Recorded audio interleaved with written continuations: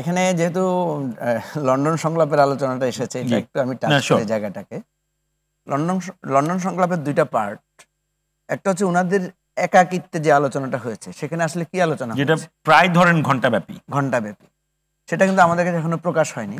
সেটা প্রকাশ পাবে আগামী 3 দিনে, একটা অংশ প্রকাশ পাবে। সেটা হচ্ছে যখন আমরা দেখব যে ঐকমত্য কমিশনে বিএনপির রোলটা কি হচ্ছে, কারণ সেখানে কিছু আনসেটেল কিছু ইস্যু আছে। সেখানে যদি আমরা দেখি যে বিএনপি তার আগের অবস্থান থেকে পরিবর্তন হচ্ছে, তখন বুঝবো এটা ওই লন্ডনের ওই গোপন আলোচনার 1 ঘন্টার ইফেক্ট আছে একটা জিনিস। আরেকটা আজকে একটা মজার তথ্য পেলাম, একটা পত্রিকায় আমি দেখলাম, তারা বললেন যে ডিক্লারেশনটা দেওয়া হয়েছে এটা নাকি 2 দিন আগে প্রস্তুত করা হয়েছে, মানে যৌথ বিবৃতিটা। এবং আমরা কিন্তু দেখলাম যে যখন আমরা লাইভে দেখছি ওনাদের আলোচনা চলছে, তার পরক্ষণে কিন্তু আমরা এই যৌথ বিবৃতিটা পেয়ে গেলাম আমাদের নানা সোর্সের মধ্যে দিয়ে। বোঝা গেল যে এই যৌথ ড্রাফটটা হয়তো আগেই একটা আলোচনা করে ঠিক করা হয়েছে। তার মানে কি, দুটো বিষয়। একটা হচ্ছে উভয় পক্ষ একমত হয়েছেন যে সারা দেশের মানুষ সবাই এই লন্ডন আলোচনার দিকে তাকিয়ে আছে, সুতরাং এখানে একটা কনক্রিট জায়গা দিতে হবে যাতে কোনো বিভেদ তৈরি না হয়, যাতে মানুষ বিএনপি এসে বললো একটা হয়েছে, সরকার এসে বললো আরেকটা আলোচনা হয়েছে, যাতে এই ধরনের কোনো বিতর্ক তৈরি না হয়। সুতরাং একটা কমন ডিক্লারেশন তারা দিতে হবে। এখন সে কমন ডিক্লারেশনটা নিয়ে অনেকে প্রশ্ন তুলেছেন, ওনারাও প্রশ্ন তুলেছেন যে সরকারের সাথে একটা রাজনৈতিক দল একসাথে কমন ডিক্লারেশনে সাইন করতে পারেন কিনা।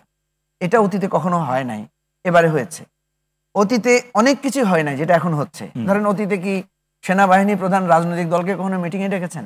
আমরা তো দেখেছি 5ই আগস্টের সেনাপ্রধান ডাকার পরে রাজনৈতিক দলের নেতারা সবাই ক্যান্টনমেন্টে গিয়েছেন, এটা তো অতীতে হয় নাই।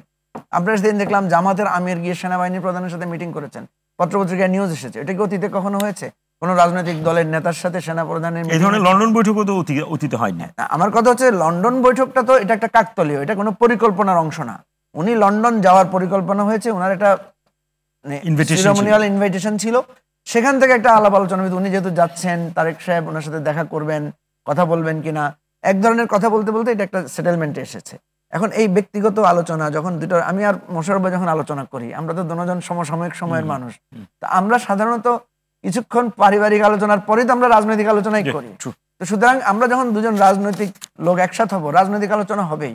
এখন তারেক রহমানের সাথে প্রফেসর ইউনূসের মিটিং হবে, রাষ্ট্র নিয়ে আলোচনা হবে না, তখন তো আমরা বলবো যে হোয়াট হ্যাপেন্ড, আপনারা রাষ্ট্র নিয়ে আলোচনা করছেন না লন্ডনে বসে, তখন তো এটা প্রশ্নবিদ্ধ হবে।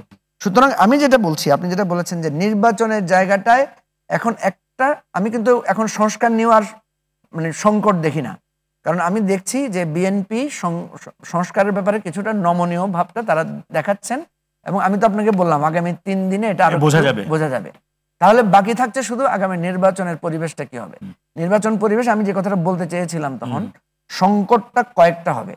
একটা হচ্ছে আওয়ামী লীগের প্রার্থীগুলো যখন স্বতন্ত্র বা বিভিন্ন রূপে আসবে, তখন কিন্তু এখানে ওই লোকালি একটা টেন্স তৈরি হবে যে এই লোক আওয়ামী লীগের লোক, এই লোক এভাবে আমাদেরকে নির্যাতন করেছে, এই লোকের হাতে এভাবে আমরা নির্যাতিত হয়েছি, তিনি নির্বাচন করতে পারবেন কিনা।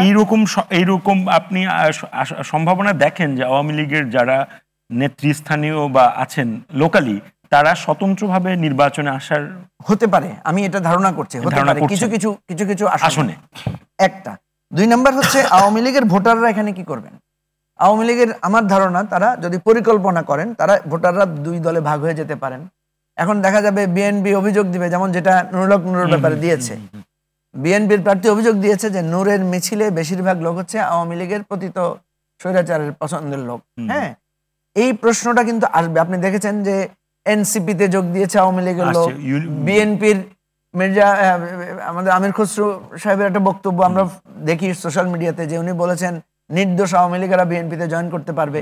এই বিতর্কগুলো ইলেকশনে খুব সিরিয়াসলি উঠবে, এবং এই বিতর্ক পর্যন্ত ঠিক আছে, কিন্তু এটা যখন মারামারি পর্যায়ে গড়াবে, এটা যখন মানে সংঘাতের পর্যায়ে জড়াবে, তখন প্রশাসন কি ভূমিকা রাখে, সেটাই হচ্ছে প্রশ্ন। প্রশাসন যদি সেখানে কন্ট্রোল করতে পারে, কিংবা এখানে যদি একটা প্রশাসন কি ভূমিকা রাখবে, সেগুলো তো নিশ্চয়ই আগে সেটেল হয়ে যাবে। হ্যাঁ, ওই যে আমি আপনাকে বললাম মনস্তাত্ত্বিক একটা প্রশ্ন দেখা দিচ্ছে। আমরা তো এই কয়েকদিনের ঘটনা আমরা দেখলাম, মানে আপনার ওই যে একটা বিতর্ক ইতিমধ্যে উঠেছে না, যে এনসিপি যখন মিটিং করলো তখন ঠান্ডা পানি মারা হলো, আর যখন জগন্নাথের ছেলেরা আসলো তখন তাদেরকে লাঠিপেটা করা হলো। তাহলে এখানে তো পুলিশ দুই ধরনের আচরণ করছে, প্রশাসন দুই ধরনের বিহেভিয়ার করছে। ইলেকশনে যখন দুই ধরনের বিবেচনা করবে, দুই ধরনের আচরণ করবে, তখন তখন দেখা যাবে যে আপনার এই অসুবিধাটা তৈরি হবে।